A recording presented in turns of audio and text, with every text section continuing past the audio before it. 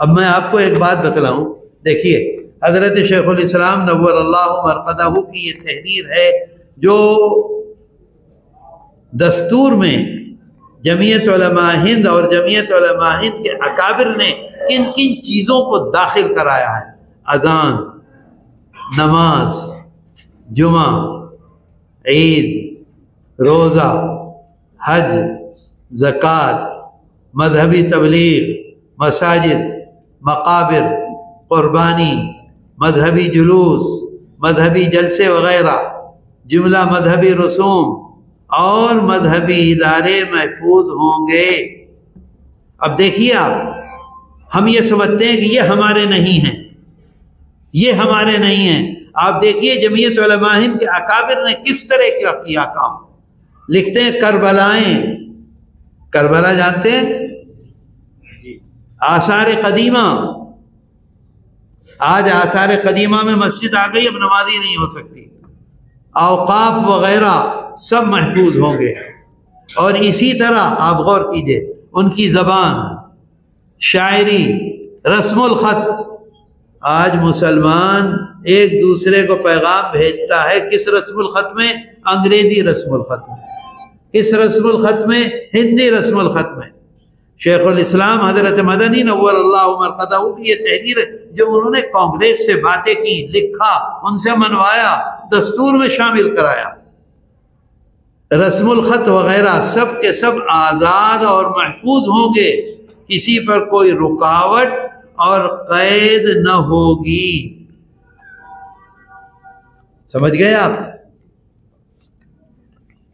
ایک جمعیت علماء ہند کا اجلاس ہوا تھا ہری پور ضلع سورت میں 19، 20، 21 فروری سن 1938 میں۔ ورکنگ کمیٹی نے اکتوبر سن 37 میں اپنی کلکتہ کی میٹنگ میں اقلیتوں کے حقوق پر جو تجویز پاس کی تھی، یعنی جمعیت علماء ہند کی، اسے یہ کانگریس منظور کرتی ہے۔ کانگریس کی ورکنگ کمیٹی کی یہ تجویز ہے۔ بھائی ادھر کیا دیکھ رہے ہیں آپ مولانا صاحب؟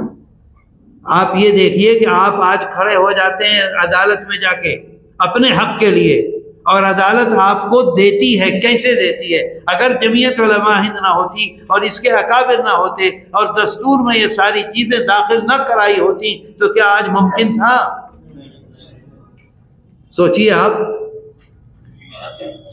یہ کانگریس منظور کرتی ہے اور نئے سرے سے اعلان کرتی ہے کہ ہندوستان کی اقلیتوں کے تمدنی، مذہبی اور لسانی حقوق کی حفاظت کرنا کانگریس کا پہلا فرض اور بنیادی پالیسی ہے۔ یہ جو دستور میں ساری چیزیں موجود ہیں یہ آپ کی دین ہے، آپ کے اکابر کی دین ہے۔ میں نے پہلے ہی آپ سے عرض کیا تھا، اخلاص، استقامت، اتباع رسول اور خدمت خلق، آپ کا اور ہمارا سب کا یہی بنیادی کام ہونا چاہیے۔ اسی کا یہ نتیجہ ہے کہ آج بڑے بڑے مقدمات سپریم کورٹ میں، پھانسی ہو گئی، اس کو باعزت بری کیا جا رہا ہے، عمر قید ہو گئی، اسے باعزت بری کیا جا رہا ہے۔ آج بھی تقریباً 1000 نوجوانوں کا مقدمہ جمعیت علماء ہند لوور کورٹ، ہائی کورٹ اور سپریم کورٹ میں لڑ رہی ہے۔ کیسے؟ اگر یہ حقوق نہ ہوتے تو لڑ پاتے؟ آپ بتائیے۔ اچھا، ابھی میں نے دیکھا مولانا راشد صاحب نے اپنی اس میں لکھا ہے رپورٹ میں، خطبہ صدارت میں، کہ ہم نے کام کیا بلڈوزر کے سلسلے میں۔ بلڈوزر کتنا خطرناک معاملہ، آپ ذرا غور کیجئے۔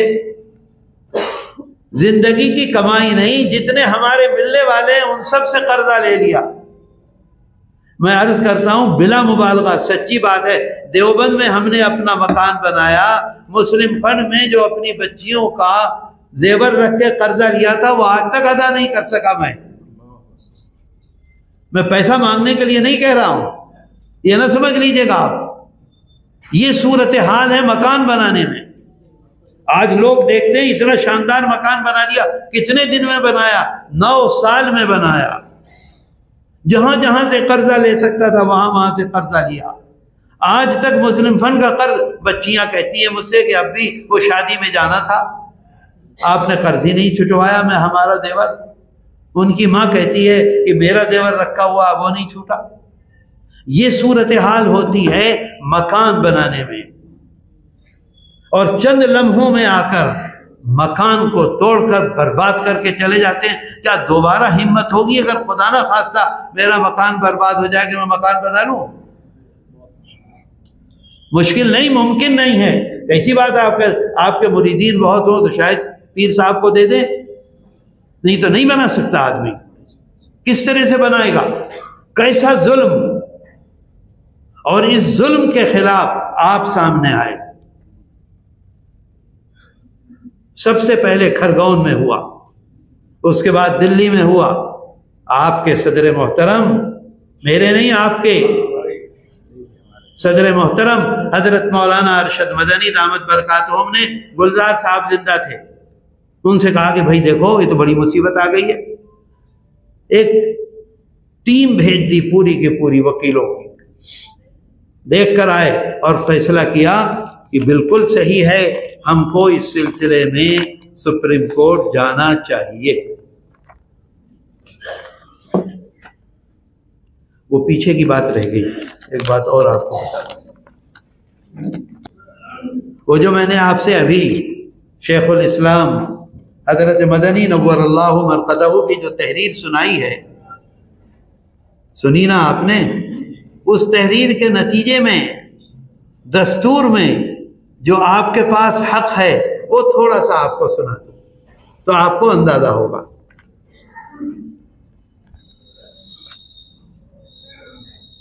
دفعہ 26 اور 25 آئین ہند کی دفعہ 25 جہاں ایک طرف ملک میں مذہبی آزادی کی بات کرتی ہے، وہیں دوسری طرف دفعہ 30 ملک کی ہر اقلیت کو مذہب اور زبان کی بنیاد پر نہ صرف اپنے تعلیمی ادارے بنانے کا اختیار دیتی ہے بلکہ بغیر حکومتی مداخلت کے اس کے نظم و انتظام کی بھی آزادی ان کو دیتی ہے۔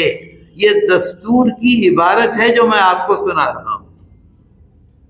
پہلے میں نے وہ سنایا جو حضرت شیخ الاسلام نور اللہ مرقدہ نے بحیثیت جمعیت علماء ہند کے صدر کے اور بحیثیت جمعیت علماء ہند کے ورکنگ کمیٹی کے ممبر کے جو کوشش کی، اور اب دستور میں جو آپ کو اختیار ملا ہے وہ بتلا رہا ہوں۔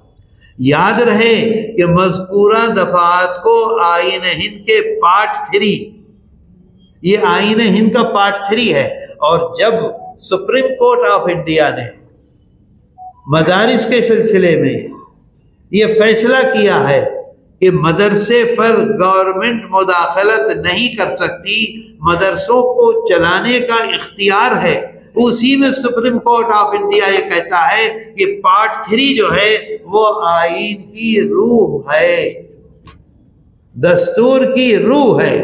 اگر آج میرے جسم سے روح نکل جائے تو یہ کسی کام کا رہے گا؟ سپریم کورٹ نے یہ اس پر تبصرہ کیا کہ یہ تو روح ہے، اگر روح رہے گی تو دستور رہے گا، روح ختم ہو جائے گی تو دستور مر جائے گا۔ میری بات سمجھ گئے آپ؟